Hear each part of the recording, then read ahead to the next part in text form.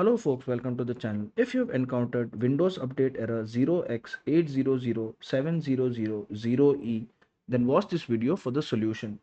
The first thing we need to do is run the Windows Update troubleshooter. For that, we'll right click on the start button, go to settings, and then click on system, scroll down for troubleshoot, other troubleshooters, and then click on the run Windows Update troubleshooter, and that should fix the issue.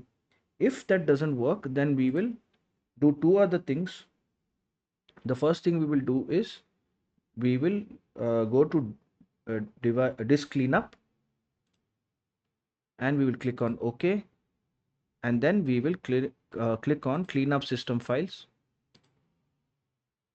and you should see that it removes the Windows Update folder.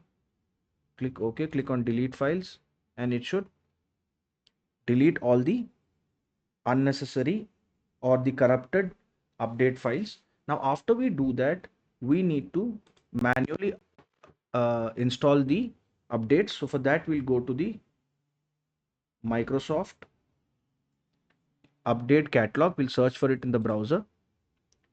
Then we will go to the site Microsoft update catalog, and we will enter the month, the present month, and we'll enter the present year.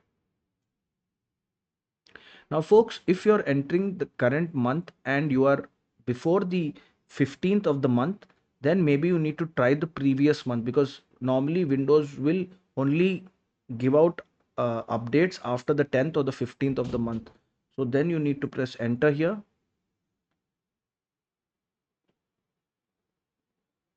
and you need to download the cumulative update for the said month. So I am looking for the cumulative update for Windows 11 because I have Windows 11.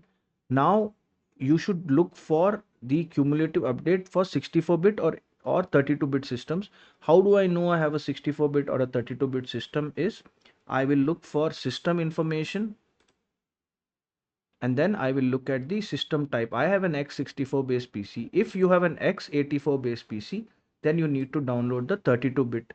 So just for to show you, here it is, cumulative update for Windows 11 version H2 for x64 based system. And if you are downloading it for an x66 86, then you need to download for x32. Here it will be 32, it will be somewhere down here. Once you have located the version, then you click on download, and then you click on this MSU bar here, and it should install, and then run the installer, and this problem should disappear.